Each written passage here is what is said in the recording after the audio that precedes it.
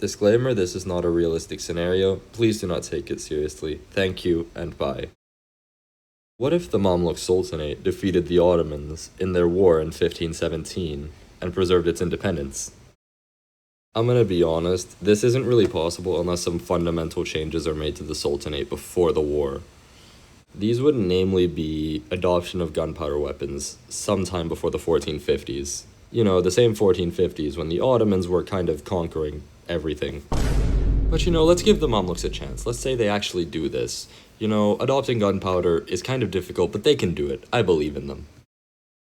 Now, they've won the war, mostly by winning a lot of major battles, and, the Sultan is gone.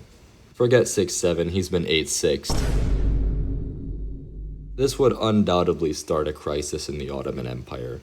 Now there is basically no army, and a lot of unhappy, specifically, Greeks, Turks, Bulgarians, Serbs, Bosnians, Albanians, you name it. They're all mad, and they start a revolt. The Turks are not winning this one. They have no army, they have no sultan, they're in a civil war, and they're dealing with too many revolts to possibly come out alive. By the end of the civil war, the Mamluks are possibly even stronger than when they won the war, not to mention the Safavids and other rebelling Turkic groups could also get involved. This paved the way for, guess what, the Byzantine Empire is back. Well, kind of. It's not really ruled by, any specific noble family. The emperor is just the guy. Trust the process, trust the process. Back to the Mamluks, they've probably done some small conquests deeper into Africa, and also retaking Cyrenaica. I guess that's in Africa, but whatever. The early 1700s, the Mamluks enter their golden age, where they, of all things, take Mesopotamia and vassalize some Arabian tribes. Also, the Ottomans are completely gone now, and in their place is some Turkish tribe or another. You know how it gets every couple hundred years with Turkish tribes. It's the 1730s, and guess what? The Golden Age is over. The Afsharid Empire spawned in. Kinda stole Mesopotamia. Kind of a shame, to be honest. Not much happens after the 1750s, and stuff, specifically the decline, slows down.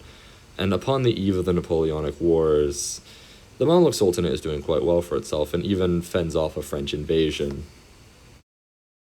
After said Napoleonic Wars, an unlikely alliance is formed between the Mamluks and, guess who, the Roman Empire, specifically over Eastern Mediterranean defense. But this would slowly crumble. Into the 1880s, the new Sultan would be increasingly more ideological and abandon his alliance with the Romans. And then a British invasion would happen. He would win just barely, repelling the British from Egypt. But he wouldn't be so lucky into World War I. The Egyptians would lose disastrously. Entente demands would force them into adopting a more constitutional monarchy, with the Mamluk Sultanate having very limited power. However, radicals quickly seized the government, and upon World War II, they invaded the British and French possessions in the Levant. Despite learning nothing in World War I, they did have more modern equipment, and when the war began, they invaded the Roman Empire. Beginning in 1939, they started doing quite well, even getting as close as 200 miles from Constantinople, until the Romans pushed back, and they pushed back hard. It got so bad that they had to cede so much territory that they returned to their their pre-World War I borders by force, not even by treaty. Post-war Egypt recovered very quickly, especially now that they had a much stronger constitutional system, which allowed them to join NATO. This would prove crucial, especially during the Cold War, Cuban Missile Crisis, etc., you probably know already. The Mamluks were in power, albeit via a constitutional monarchy. but Egypt is in a much stronger state than it is in our timeline.